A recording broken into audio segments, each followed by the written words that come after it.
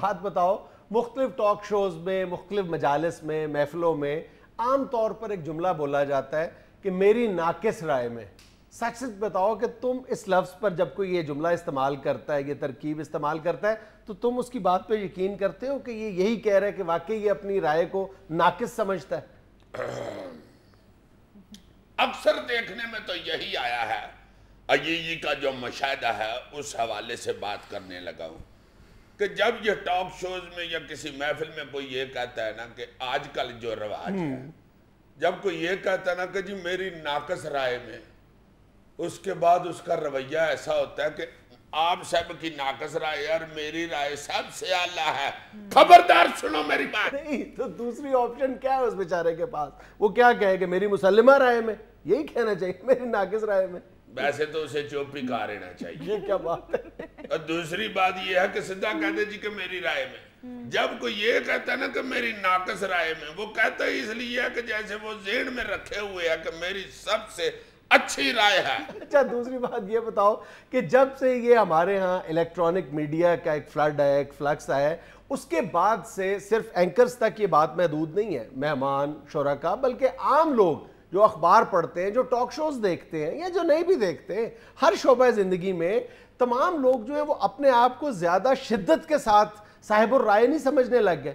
یار میں تو یہ کہوں گا کہ اچھائی کا اور بہتری کا راستہ ہی اس لیے نہیں مل رہا کہ ہر بندہ اپنے آپ کو کہہ رہا ہے کہ میں ٹھیک ہوں اور سمجھ رہا ہے، اور دوسرے کو سمجھ رہا ہے کہ یہ غلط ہے، بے وقوف ہے، اس کی بات بھی غلط ہے اور یہ خود بھی غلطی ہے. صرف اپنے آپ کو سب اچھا سمجھ رہے ہیں ہم، میرے سمیت. اس لیے ہم بہتری کا راستہ نہیں ڈھونڈ پا رہے. بالکل ہم سمیت، ہم بھی جب اپنی رائے کا اظہار کرتے ہیں تو اس قدر تیقن کے ساتھ کرتے ہیں کہ جو میں بات کہہ رہا ہوں وہ بالکل حرف آخر ہے، اور میرے پاس جو علم ہے وہ اتنا یعنی وسیع علم ہے میرا کہ جو میرے سامنے میرا جو مخاطب ہے اس کو کچھ نہیں پتا. ذہن کے کسی نہ کسی گوشے میں یہ خام خیالی ہمارے ہاں ضرور موجود ہوتی ہے، اور ہر ٹاپک میں ہر بندہ بولنا اپنا فرض سمجھ بیٹھا ہوا ہے. کوئی بھی ٹاپک شروع، یار سائنس کے ٹاپک میں عجیجی بول پڑتا ہے. اب یار بتاؤ اس سے بڑا اور ظلم کیا ہو سکتا ہے؟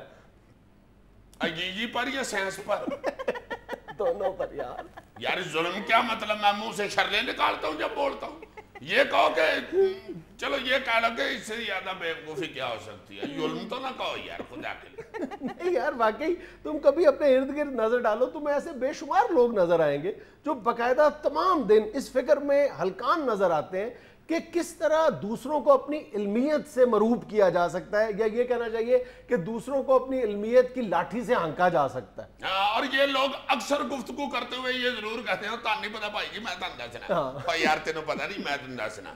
میرا خیال ہے تو نہیں اس گل دا پتا. گل پتا کی ہے؟ اور ایسے لوگوں کی اکثریت کو کچھ پتا نہیں ہوتا لیکن ان کا اصرار ہوتا ہے کہ وہ سب کچھ جانتے ہیں. وہ عربی کا ایک مشہور مقولہ ہے نا کہ علمیت کے حوالے سے انسانوں کو 4 اقسام میں تقسیم کیا جا سکتا ہے. ایک وہ لوگ ہوتے ہیں جو کچھ نہیں جانتے مگر یہ نہیں جانتے کہ وہ کچھ نہیں جانتے. ایک وہ لوگ ہوتے ہیں جو کچھ نہیں جانتے مگر یہ جانتے ہیں کہ وہ کچھ نہیں جانتے. اور تیسری قسم ان لوگوں کی ہوتی ہے جو یہ سب جانتے ہیں لیکن نہیں جانتے کہ وہ سب کچھ جانتے ہیں. اور چوتھی قسم وہ ہوتی ہے جو سب کچھ جانتے ہیں اور یہ بھی جانتے ہیں کہ وہ سب جانتے ہیں. لیکن جو 5ویں قسم ہے نا وہ بڑی خطرناک ہوتی ہے. وہ لوگ ہوتے ہیں جو کچھ نہیں جانتے مگر یہ سمجھتے ہیں کہ وہ سب کچھ جانتے ہیں. ہائے ہائے ہائے، یہ 5ویں قسم جو ہے یہ تم اپنی بات کر رہے ہو. نہیں، میری ناقص رائے میں میرا شمار چوتھی قسم میں ہوتا ہے.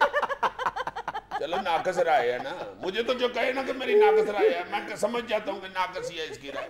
اچھا تم یہ دیکھو کہ جو عاجزی اور انکساری ہے ویسے تو ہر شعبہ زندگی میں بڑی یعنی ایک انسان کا بنیادی وصف ہے، لیکن علمیت کے حوالے سے جو عاجزی اور انکساری ہے، حقیقی عاجزی اور انکساری، وہ تو انسان کی شخصیت سے باقاعدہ امڑ کر باہر آ رہی ہوتی ہے. حقیقی عاجزی جو دل سے عاجز شخص ہوتا ہے نا علمیت کے حوالے سے. میں تو کہتا ہوں کہ عاجزی زندگی آسان کر دیتی ہے.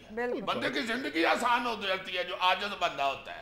آکھڑیاں نرہ میں بیچارہ تھان پہ کندھوں میں بجتا پھرتا ہے. اور ویسے بھی جتنا کچھ ظرفات والا آدمی ہے نا وہ کم بولتا ہے، وہ روب کم ڈالتا ہے اپنی علمیت کا. وہ کیا ایک شعر ہے یار اس حوالے سے، شور دریا سے کہہ رہا ہے سمندر کا سکوت، جس کا جتنا ظرف ہے اتنا ہی وہ خاموش ہے. بہت خوبصورت. اور تم دیکھو کہ اکثر لوگ آج کل ٹاک شوز اس لیے دیکھ رہے ہوتے ہیں، سن رہے ہوتے ہیں، یا اخبار اس لیے پڑھتے ہیں کہ میں جا کے دوستوں کی محفل میں اپنی طرف سے یہ سارا کچھ بیان کر کے تو ان پہ اپنے علم کا روب ڈالوں. یار تم کتاب بینی کا معاملہ دیکھ لو. میرا ذاتی مشاہدہ یہ ہے کہ کتاب کا مزہ آپ صرف اسی وقت تک لے سکتے ہو جب آپ کتاب اپنے لیے پڑھتے ہو. جو ہی آپ کتاب دوسرے کے لیے پڑھنے لگتے ہو نا, یعنی اس کو کوٹ کرنا اور اپنی علمیت کا روب جھاڑنے کے حوالے سے آپ کوئی کتاب میں سے چیز تلاش کرتے ہو, یقین کرو کہ کتاب کا مزہ ہی ختم ہو جاتا ہے. روب جھاڑنے سے مجھے یاد آیا, میرا ایک دوست ہے فیض کچوری, وہ میرے جیسا اپنا فیض کچوری بیٹھ گیا دبئی جانے کے لیے جہاز میں, اور جب اس کی سیٹ جا کے جہاں پہ بیٹھا نا, تھوڑی دیر بعد ساتھ آ کے پڑھا لکھا بندہ بیٹھ گیا جناب, چٹی اس کی کل میں, پینٹ کوٹ اس نے پہنا ہوا, ٹائی یہی لگائی ہوئی,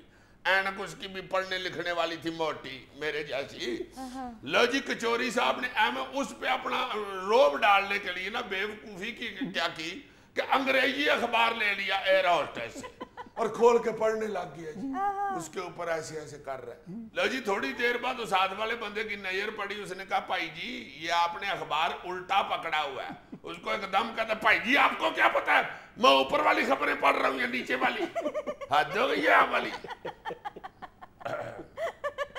بھابی کچوری تو ایسا احساس کمتری کا شکار بندہ ہے کہ میں جب بھی اس کے گھر جاتا ہوں نا, اچھی بڑی پنجابی فلم دیکھ رہا ہوتا ہے, میرے بیٹھتے ہی فٹافٹ CNN لگا لیتا ہے, کبھی میرے بیٹھتے ہی BBC لگا لیتا ہے.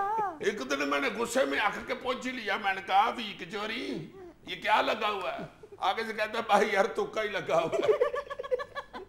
میں سمجھ گیا, میں پھر اس کے پیچھے ہی پڑ گیا. تھوڑی دیر بعد دعانا لے کے آ گیا, میں نے کہا دعانے کی کیا انگلش ہے؟ چپ, آگے سے ہاتھ سے رہا بیوقوف آدمی. پھر میں نے بتایا اس کو دعانے کی انگلش. کیا بتایا؟ میں نے بتایا کہ یہ جو دعانا ہوتا ہے اس کو کہتے ہیں football with red interior, اندر سے لال ہی ہوتا ہے نا یار. ناظرین ہمیں یہاں لینا ایک چھوٹا سا وقفہ, ہمارے ساتھ رہیے گا.